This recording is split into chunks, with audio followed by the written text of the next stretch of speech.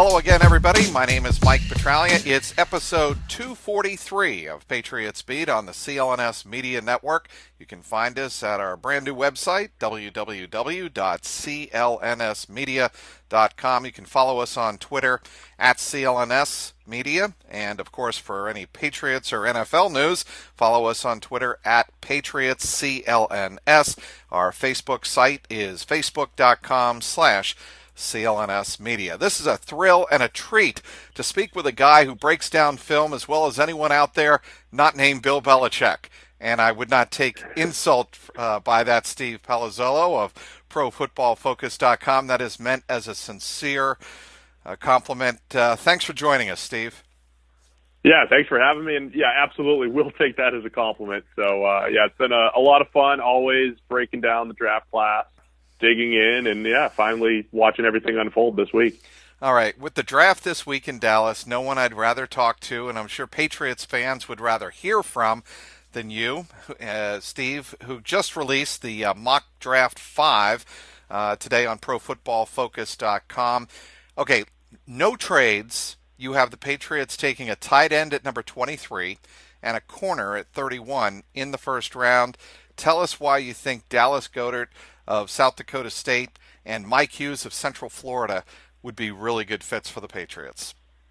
Yeah, and look, I always do these mocks, from my eyes. How would I do this if I was GM? So a lot of it's fueled by our draft board at PFF, and I'm not necessarily trying to predict the future, but with the Patriots in a really good spot, 23 and 31, to just reload and add some youth to the roster. So with Dallas Goedert coming out of South Dakota State, I think it's not necessarily Gronk insurance, but it doesn't hurt just in case something goes down with Gronk over these next couple of years to kind of get that next big mismatched tight end in there. And even with Gronk on the roster, if you see the way the Patriots have really looked to add a complement to Gronk over these last couple of years, whether it was Scott Chandler or Martellus Bennett or Dwayne Allen, Goddard steps in and he becomes the long-term complement to Rob Gronkowski and, or perhaps the short-term replacement for Rob Gronkowski at some point down the road.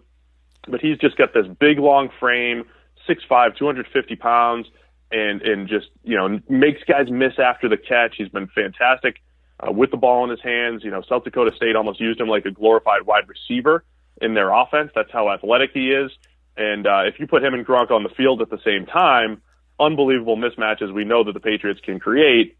And if Gronk does go down to injury or something else goes down, Goddard has the ability to step in. Beyond that, Mike Hughes at corner at 31, he's a guy that, the more we've watched him at PFF, the more we liked him as just a late first-round type of guy. He's under 6 feet tall, but if you look again at how New England plays their man coverage, and they love to play man and match up against opposing wide receivers, they already have Stephon Gilmore on the roster. They already have Jason McCourty on the roster. Those guys can handle some of the bigger wide receivers that they go up against, but Hughes kind of plays that Malcolm Butler role because he's a little bit smaller, but just fantastic movement skills, man coverage ability, and he has the ability to match up against some of the better route runners that they'll go up against at receiver. So really like Hughes' fit for the Patriots back end of the first, and just another, chess piece really for that secondary. So why not Hayden Hurst? Because, and the reason I bring this up, Steve, is with in talking to some people, Hayden Hurst is one of those rare tight ends, at least in this particular pool, I think, that can do both blocking and pass receiving. From what I've understand of Goddard, he is more of just a pass receiving tight end. Is that the way you have graded him out? Yeah, I would. So we actually had Goddard as an okay blocker, but the caveat there being FCS competition, so it was a little bit difficult to kind of match it up. With Hurst, I gave him, I tweeted this the other night, the same phrase I've used with all of these really good pass-catching tight ends, and Hurst is one of them.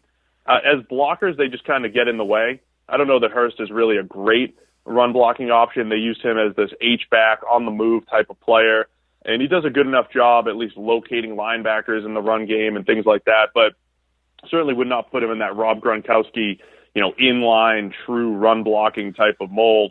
The other thing about Hurst, he's a former baseball player, which I think is outstanding. I'm a former pitcher. He's a former pitcher, so I should love him. But he's 25 years old at this point. Didn't have a ton of opportunities in South Carolina's offense the last couple of years, and I do like what he can do with the ball in his hands. I just think Goddard is a more special pass catcher, and I'd say they're both, in similar range when it comes to run blocking. So, I mean, and you said at the top of this podcast that you try to get a sense or mock these with the sense of what our GM's going to try to do with the drafting and kind of get in the war room and project a little bit that way. A lot of fans want to know, what is the possibility that the Patriots trade up to get a quarterback? Do you see that as a realistic possibility? So I think it's tough just because of how far they would have to go. It does depend. I feel like if Josh Allen does not go number one to Cleveland, if he does go number one to Cleveland, it does push very intriguing quarterbacks down the board. And I don't hate Josh Allen. I just think he's less intriguing than Baker Mayfield, Sam Darnold, and Josh Rosen. And if those guys get pushed down the board, then it feels like this battle between the Buffalo Bills at 12, the Arizona Cardinals at 15 to move up and go and get the guy. For New England, I think it's going to be really difficult because beyond those guys, I don't think Lamar Jackson or Mason Rudolph, say, are worth trading up. I feel like you can kind of sit and wait. So I think because Buffalo, they need a quarterback more than New England, of course. Because Buffalo also has 2 first-round picks, they have to make up the move and go up and get somebody. They have more ammo than New England, and they're just in a better spot to move up and get somebody. So I think it's going to be tough for New England to actually move up and get someone, even though we've heard plenty of buzz when it comes to Lamar Jackson, Josh Rosen, and some other names. I feel like they're still going to sit pat if they're looking for a quarterback. You and I both know that the Patriots are not beyond, as any NFL team is not beyond, putting out some feelers out there that, let's just say, might prove to be misdirection, to use a football. Never. Nah. To be a little bit of serve as misdirection around Lamar Jackson. We read tweets, as late as Monday afternoon, the Patriots were intrigued and impressed with Lamar Jackson. But then again, you would have to move up and actively trade for him or move up in the draft and get him. And I just don't see the Patriots giving up that kind of stock for a quarterback who certainly would be different for them and different for Josh McDaniels.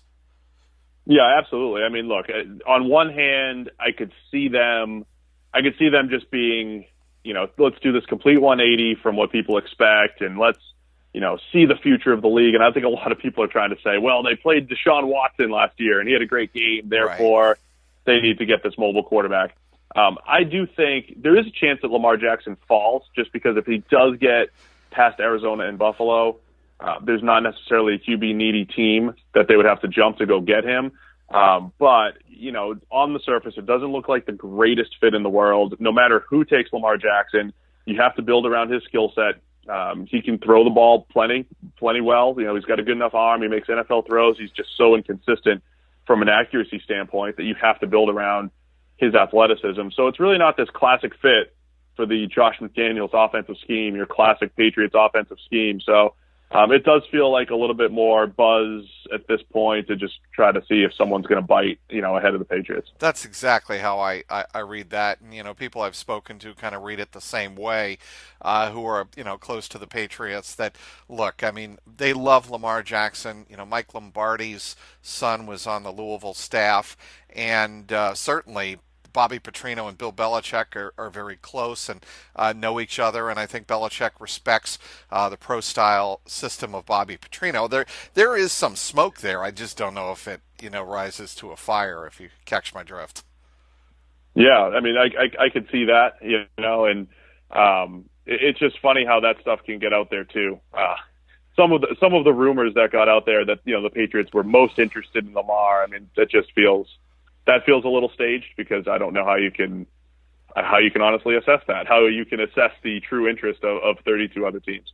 So I'm going to move on to a quarterback you have going first overall, and I'm going to tell you right now, this surprised me when I saw it, but then I read the following. Baker Mayfield has posted the lowest percentage of negatively graded throws in the nation for 2 years, and he led the draft class in big-time throw percentage last season. So give us some context about Baker Mayfield going number one overall in a mock to Cleveland?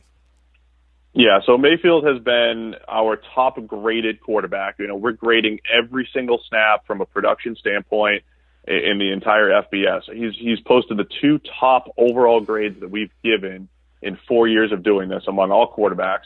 And so, in our play-by-play grading system, we're given positives and negatives and neutral grades. He just has a low percentage of negatively graded throws. He just doesn't miss a whole lot of throws. And then the big-time throws, that's like my favorite. That's my baby over at PFF. Those are your highest-graded throws. So that's, seam route, tight window, down the field, putting the ball right on a guy's hands. So those are your most difficult throws, tighter windows, perfect accuracy. Mayfield has the highest percentage of those in the draft class, year in, year out. So he has everything you're looking for in an NFL quarterback other than maybe a couple inches of height. But if you take the height thing out of it, he makes all the throws. He's accurate. He's a good decision maker. And he's got that little bit of edge that I think does work in his favor. Yeah, where I just don't want to be the guy that doubts Baker Mayfield at the next level. So something that's always struck me, and every time Bill Belichick mentions this when I've been in his press conferences around the draft, at least, or when he's asked about players and projecting them from college to pro, is how difficult that can be given the competition. So my question to you, Steve, is how careful do you guys have to be when you're projecting college players with pro standards, if you know what I mean, like, NFL quarterback rating, or when you're judging a corner based on the NFL quarterback rating that, the NFL uses? Yeah, absolutely. I mean, it's a huge factor, trying to bring all of those various, parts together to really evaluate someone. I know from a quarterback standpoint, we've done a lot of work where we charted every single throw from these guys a second time. We did the second and third pass where we said, look, let's find every time they throw to a guy with a step of separation and they put the ball right on the guy's hands with perfect accuracy. And we try to duplicate what they might actually do at the NFL level. And we can actually take a big chunk of those college throws and say, which of these throws are the ones that NFL quarterbacks actually have to make? So we've come up with our own little NFL throws number, which is like, all right, look, take out all the easy stuff that Baker Mayfield does, take out all the screens, take out all the manufactured open throws that Oklahoma's offense gives him, and do this for everybody in the draft class, and let's just isolate the NFL throws as best we can. And even in that number, a guy like Baker Mayfield does come out on top. And so each position kind of has its own, thing to focus on, so to speak. So with quarterbacks, we focus on NFL throws. We found that pass rushers in our system, with 3 years of watching guys go from college to the NFL, pass rushers, our grades translate unbelievably from college to the NFL. Not a direct linear correlation, but they, guys who perform extremely well in our system perform well in the NFL for the most part. So each position has its own unique things that we have to look at. We're still learning because we're still new at evaluating college players, but we've got a lot of really good insight in the early going as far as which parts of the PFF data do the best at projecting guys at the NFL level. Speaking with Steve Palazzolo, football expert, and I mean expert, for ProFootballFocus.com. Hey everybody, I want to tell you about a new wellness brand for men. It's forhims.com. 66% of men lose their hair by the age of 35. Thing is, when you start to notice hair loss, it's too late. It's easier to keep the hair you have than, of course, to replace the hair you've lost. How do you feel a year from now if it's business as usual up there? Do you want a bald spot to pop up, or do you want to do something about it first? Here's a solution: forhims.com. It's a one-stop shop for hair loss, skin care, and sexual wellness for men. There's no waiting room, no awkward doctor visits, and save hours by going to forhims.com. It is so easy. Just answer a few quick questions, and a doctor will review and prescribe for you. Order now. My listeners get a trial month of Hims for just $5 today. That's right now while supplies last. See our website for full details. This would cost hundreds if you went to the doctor or pharmacy. Go to forhims.com/trags. That's forhims.com/trags. forhims.com/trags. Trags. Speaking again with Steve Palazzolo of ProFootballFocus.com. Steve, before the break, you went over the incredible detail and pains you guys take in trying to project data or come up with some type of system to project data. And I want to get a sense from you how many man hours goes into gathering all of the data, crunching all the data, and then coming up with your reports. There's a lot. We've tried to quantify it, but we grade every snap in the NFL, every snap, every FBS game. So that's 267 NFL games, about 870 FBS / a few FCS college games. I'd say each game at the NFL level is about 50 man hours of just direct data collection and work when it goes to grading plays, collecting who's on the field, collecting every route, every receiver runs. I mean, there's all sorts of different processes at the NFL level. It's about 50 hours of NFL, 40 hours of college, multiply it out by all those games. And that's just to get the hard data, just to get our grades, just to get our stats. And then we go back throughout this last couple months and really try to evaluate these guys, put context to it. So even after there's 40 or 50 man hours per game, there's many, many more hours going prospect by prospect, trying to, isolate and figure out who are the best prospects in the entire draft class and how do they fit at the next level. Okay, let me go back to this particular draft and maybe some names that certainly have been discussed as possibilities for the Patriots at quarterback. Mason Rudolph and Kyle Lauletta. What do you think of those two players? Yeah, Rudolph is one of the hardest ones for us to figure out because in our pure grading system, he's been fantastic. 3 really good years of grading. But to our earlier point about context, he did do it in the Big 12. He did it in the Big 12 with fantastic receivers, and he did have a whole lot of open throws. So the same things that you come up in Baker Mayfield's evaluation, they show up in Rudolph's as far as, where the caveats to that grading. He's really good at the intermediate level. He could throw the ball outside the numbers really well, good timing and accuracy there. Throws the ball down the field well. I think the difference between him and some of the top QBs in the draft, though, the ball just doesn't come out of his hand cleanly all the time. Doesn't have a great zip, especially for this big quarterback who looks like he should be, looking like Josh Allen, zipping the ball all over the ballpark. And he's not the greatest pure athlete, whereas, Darnold and Mayfield, of course, Jackson, those guys can improvise and make plays outside the pocket. Rudolph doesn't necessarily have that to his game. So he's a solid player. I've heard people compare him to Matt Schaub, which I think is actually a pretty good comparison for Rudolph. Could have this really nice, solid career, but less exciting than some of the other guys at the top. And then Lauletta, I know he's been linked plenty to New England due to the Navy connections, all that fun stuff.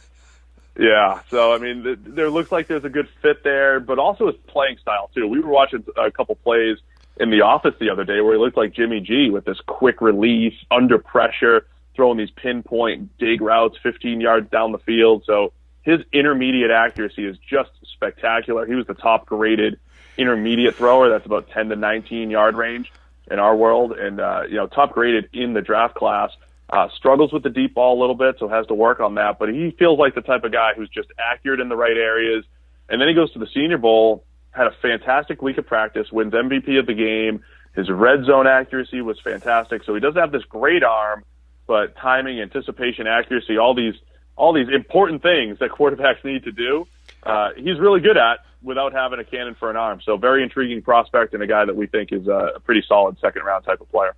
No, you took the words right out of my mouth. I was going to ask you where you project him in second round. I think anybody up here, if the Patriots hold on to their 4 picks in the first 2 rounds, they could. I would be almost stunned if they did not go quarterback with a second round pick, assuming they don't do it in the first round. I'm going to move on to a college player that I've seen quite a bit of here in New England, and a lot of fans up here are very curious to see, based on his lack of playing the second half of his senior year, Harold Landry. As a defensive end, I know you guys have rated him very high. What's fascinating is, I think I read where you guys technically have him rated higher than Bradley Chubb. Is that right? Yeah, we do. And it's because of his peak pass rush season, which was 2016, was by far better than anything we've seen from Chubb. So When you look at, there's this combination with Landry of the traits that he shows, the burst off the edge, the bend, and all the things that scouts would really like, but also his on-field production. He broke out in 2015 and was actually a really good run defender in our system. And then 2016, just a fantastic pass rush grade. That's when he had the 18 sacks and was getting after the quarterback. So, there are some concerns with last year, battling injury, and even when he was on the field, not necessarily being as productive as he was the previous year. But Chubb is a guy, I know he's getting all this hype, but we've I told you earlier how we've projected our pass rush grades to the next level pretty well. Chubb has not graded like an elite pass rusher, and previous top 10 picks, the only guys that have truly translated at the next level are guys like Joey Bosa and Myles Garrett as far as going from elite to just really strong pass rusher at the next level. The rest of the guys were kind of, mid-80s PFF pass rush grades and then average pass rush at the next level. That's kind of where Chubb is graded for us, whereas Landry has this one season where he was up in that Myles Garrett, Joey Bosa range, and we just feel a little better about him, perhaps translating to the next level as a pure pass rusher, where I think Chubb might be a better all-around player, but, rushing the passer is just so much more important than playing the run. We're giving Landry the nod. Well, and I was at the BC Pro Day, and I watched Brendan Daly work with Harold Landry, and I got to tell you, I'm the first one to tell you I'm a layperson, but his explosiveness and his ability to get around the dummies and just his movements, he looked lightning quick like he did in his junior year. Yeah, and that's exactly what we've seen. So we're kind of banking on, getting back to that 2016 type of mold. Him and Chubb are very close on our board, but again, pass rush is so much more important than playing the run in today's NFL. Chubb's a better all-around player, but Landry is good in the right areas. Definitely see him as a potential impact pass rusher at the next level. Rashaan Evans, Alabama, obviously, what hasn't been written about Nick Saban and Bill Belichick, but in the Alabama Patriots connection, obviously Dante Hightower already here with the Patriots, but Rashaan Evans, pretty intriguing name. Yeah, so we've had the name of Dante Hightower actually come up when discussing him, even though they're different sizes.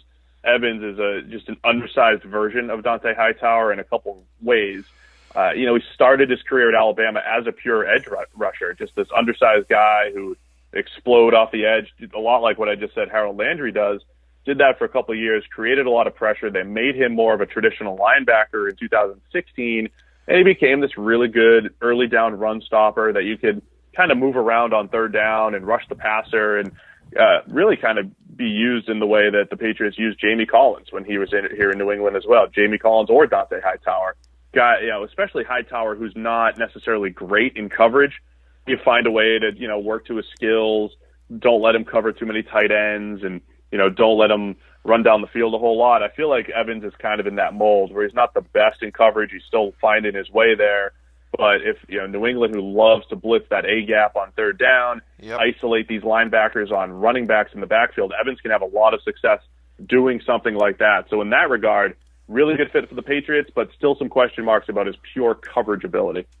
Keeping Marcus Cannon at right tackle. Obviously, Nate Solder, the left tackle, has gone to the New York Giants. And I'm curious to get your perspective on the theory that Marcus Cannon is going to be kept at right tackle because that's where he looks the most comfortable, and the Patriots, don't want to, mess up two positions. You keep one position the way it is, Marcus Cannon at right tackle, and give Adrian Waddle and maybe even last year draft pick Tony Garcia a try at left tackle. First of all, Marcus Cannon, how did he grade out last year at right tackle? Yeah, he was solid. He was really good in 2016. That was the first time that he, really broke out in his entire career. Last year he was solid when he was on the field and healthy. I'm a big believer that left tackle in general is overrated. Not that it's not important or necessary. I just don't think it's that much more important, if at all more important, than right tackle. I think they're of equal importance because you're facing some unbelievable edge rushers on the right side these days. And there's no real such thing as a blind side for the quarterback. They're looking both ways. And to be honest, in New England system, with how often Tom Brady throws to his left, the right tackle is actually protecting the blind side more often than the left tackle because it's all about where the quarterback's looking. So I would keep Cannon at right tackle and bank on the fact that, hey, these last 2 years have been by far the best 2 years of his career, and then do your best to replace Solder, who, he didn't have the greatest season. I know obviously all the stuff with his son and the stuff that he had to deal with, but obviously from an on-field perspective, it's not like Solder was this, clean lockdown left tackle year in, year out. He had some of his issues as well. But it will probably be a downgrade with anybody that they bring in there. But I would keep Cannon at right tackle and keep him comfortable. Well, Connor Williams, if they got a shot at him, or Mike McGlinchey, I don't think that's going to happen. Would they take them? I think they're good fits. I mean, Connor Williams has some NFL people that think he's a guard. I think he's on the shorter side, or he doesn't have as much length, I think, as, when you compare him to other offensive tackles. But I think he has the movement skills you're looking for in a left tackle or right tackle. Doesn't really matter because, like I said, they're interchangeable. So, yeah, I think Williams would be a really good fit. McGlinchey would be a great fit, but like you said, I don't know if he'll be around at that point. But McGlinchey is almost like a Solder clone, I think, the way he's just a mauler in the run game, and he's a good, not great pass protector. But I think that'd be a really nice fit, especially with Scarnecchia. All right, Steve, speaking with Steve Palazzolo of ProFootballFocus.com, I want to finish up with a self-serving question. By full disclosure, I'm Cincinnati native. Grew up watching Chris Collinsworth playing in my childhood. What's it like working for him?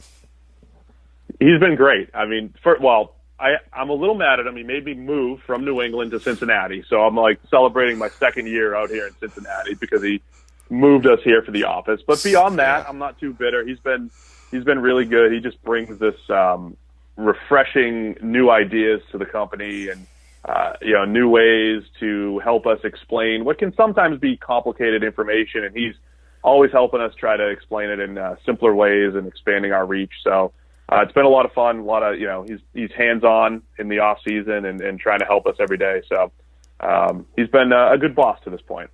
How so? I mean, when you say he's hands-on, I mean, obviously he's been to 2 Super Bowls and he knows what it's like to compete at the highest level.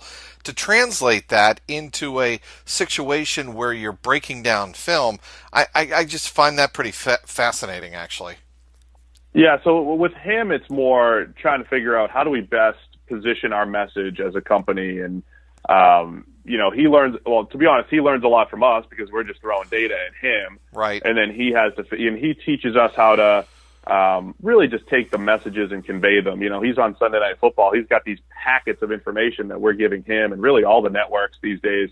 And, learning how to just condense that into a 10-second nugget or something that can make it onto a broadcast, I think has been huge because I've seen other commentators and color commentators that just don't have that ability that he has to take, what could be a complicated football, piece of football information and make it so grandma can understand it, so to speak, like he always reminds us. So I think that's the big is helping us, go from football nerds a little bit, just focused on football nerds, to maybe expanding our reach just a little bit to more common fans.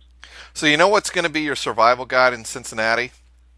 Let me tell you. What's that? What do we got? All right, you're gonna grow to like, if not love, Skyline Chili, Cincinnati Chili. You're gonna absolutely die for Graeter's black raspberry chocolate chip ice cream. All right. Already jumped in with Graeter's. That's great. Yeah. Yep. And you've got to hit Ribs King once every other month, because with Ribs King, with Ted I believe his son now runs the establishment. With Ribs King, you can't overdo it, but they are the softest ribs I have ever had in my life. Oh, really? Okay, so I'm in. I'm in on that. I can That's do the that. Montgomery Inn. I'm starting that. Yeah, I've been there a couple times, and I'll start to make that an every other month thing because they are fantastic. They're mouth watering, and I've got a daughter who's going to Miami of Ohio, and she's already been schooled in the ways of Big Ben. but she's a Patriots fan, and that's not changing. So that starts in the fall. So I'll be making many a trip out to Cincinnati, and we'll definitely have to get together and talk about Cincinnati food and whether or not the Bengals have a decent offensive line coming up, which I think actually with Cordy Glenn and maybe they get their hands on McGlinchey, we'll see what happens. But I think they could turn it around quickly, yeah. I actually do think they could surprise a lot of people this year. Very, very much a turnaround candidate in the NFL. But it has been an absolute privilege and honor talking with Steve Palazzolo of ProFootballFocus.com. Steve, how can people get engaged with ProFootballFocus.com if they're not already, and your Twitter handle? Yeah, so if you go to the website, we basically took all of our awesome products, and instead of making them products, we made them into just full experiences, PFF Edge and PFF Elite. You sign up, you get 365 days of access. Edge includes all of our draft guide, our QB annual, which I believe breaks down quarterbacks in ways that have never been done before. It has all of our fantasy tools, and so that's just Edge. And then if you want to upgrade to Elite, it's our premium stats, which essentially takes each player back all the way to 2006 with information you can't find anywhere else. So Edge and Elite over at ProFootballFocus.com. PFF_Steve on Twitter if you guys have any questions about the products, the draft, or anything else football related. Always willing to chat football. And as a full member of ProFootballFocus.com, I can vouch for it. There is no more thorough place on the internet for your football data knowledge, and obviously the draft coming up this week than ProFootballFocus.com. Steve Palazzolo, thanks so much for joining us, and thanks again, everyone, for downloading today's Patriots Beat. Want to once again thank our guest, Steve Palazzolo from ProFootballFocus.com. You can also give us a follow at Patriots CLNS and at CLNS Media. You can also give my own personal account a follow at Trags, Trags. Today's sponsor, forhims.com. For Patriots content manager Michael Angie, CLNS media executive producer Larry H. Russell, and the founder of the network, Nick Gelso, thanks to everyone who tuned in. This is Mike Petralia, and this is the Patriots Beat podcast powered by CLNS Media. What's going on, Past Nation? This is Marvin Zahn of the CLNS Media Network, and I'm here to tell you right now to check out the CLNS Media New England Patriots postgame show hosted by myself and my co-host, Mr. Mike Nice. And live on CLNS Radio immediately after every single Pats game. Call in at 929-477-2386 toll-free to get your voice heard and contribute to the host breakdown and analysis of the latest Patriots contest. We also got the stars and sorries of the day, Twitter posts for the plays of the game, and everything else that is going on with the 5-time Super Bowl champions. Subscribe to CLNS Media New England Patriots postgame show on iTunes and Stitcher, and the best way, download the free CLNS Media Network mobile app for on-demand listening anytime, any place, anywhere.